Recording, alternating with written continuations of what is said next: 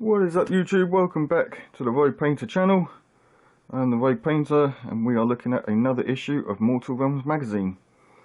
So for this week we're looking at issue 16, and with this we get a small pack of 6 dice to go with our original 6 dice we got with issue 1, giving us a total of 12 dice, obviously 6 per side. And we get some more Sequitors and Castigators. And I think looking at this, we get 3 more Sequitors and 2 more Castigators. So obviously, as normal. And then the regular bases. So again, I will be sculpting these or modelling these to fit in with my sculpted bases. If you haven't seen the video on how to do that, I'll post a link up in the corner here, and you can check out how to make your own fairly easy sculpted bases to fit in, similar to the sculpted bases that we get with the original guys that came in issue 1.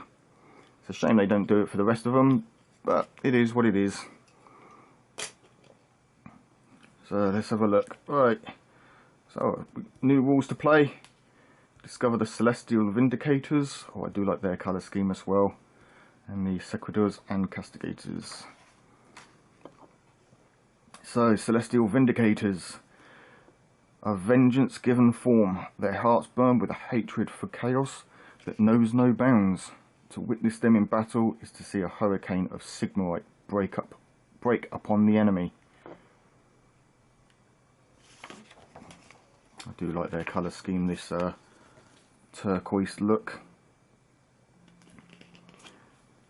Then we got a little bit on the Nighthaunt Part 2, Rise of the Wraiths. Arken the Black, Manfred Vod Kirstein, and Neferata. The search for a new Mortarch. Nagash's new army of vengeful spirits required a leader in order to marshal them into an effective army. So we went through a few leaders by the looks of that.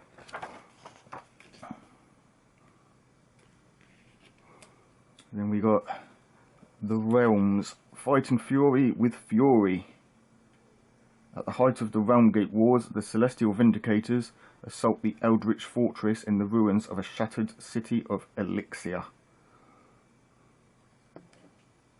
The Celestial Vindicators fight with an incredible fury. Their rage and thirst for vengeance is so great that they feel no fear, even when faced with foes as bizarre and horrifying as the magical and demonic followers of the Chaos God of Tzinch.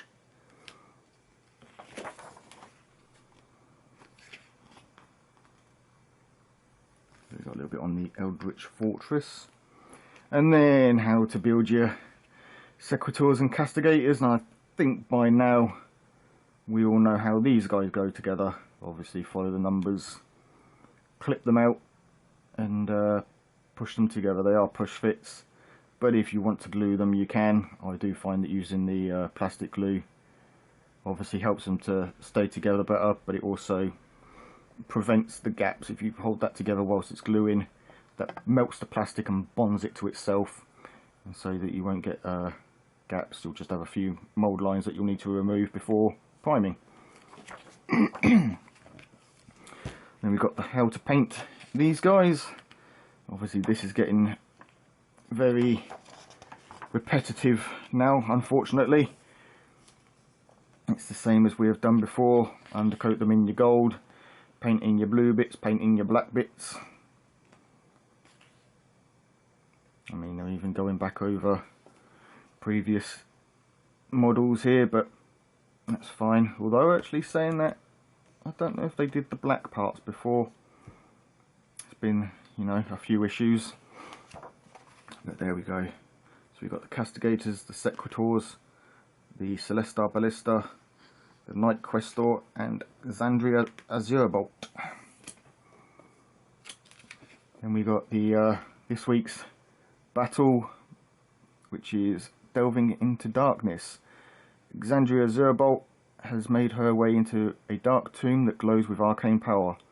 Somewhere in the depths of abandoned mausoleum lies a magical weapon steeped in death magic. The geists that are within will not let her retrieve it without a fight, however. And then obviously you've got your nice little bit of story for that, for this particular mission. And then the skirmish in the dark. So we're using the smaller board for this one,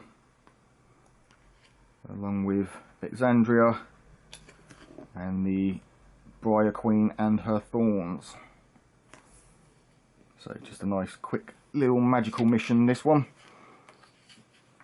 I think at this point they're just going back over and refreshing Wool's knowledge, movement and things like that. And Rend, I think that may be a new thing that we're learning.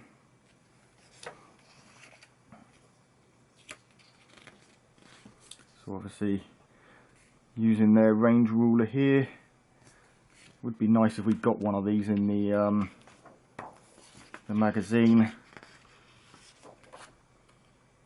But I think we get a printer. Oh, yeah, it's in this issue. Look, there you go. So we get these little cut out ones. Me personally, I will be cutting this out as I don't keep the back page. So I'll just cut them out and put them onto some card. And otherwise you guys can photocopy this and then print them out and place them on card, or you know, whatever you want. I know that some guys have been 3D printing these, so if you have a 3D printer then obviously that'll be an idea for you. Otherwise I'm sure if you can't model them yourselves, there are files available online for 3D printing these and get some nice plastic ones made up.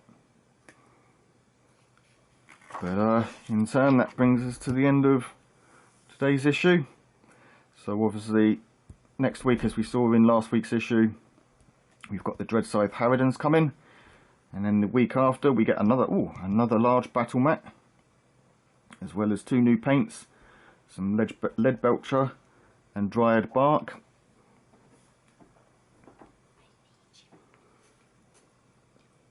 So yeah, that brings us to the end of today's issue. Thanks a lot for joining me, guys, and I shall catch you next time.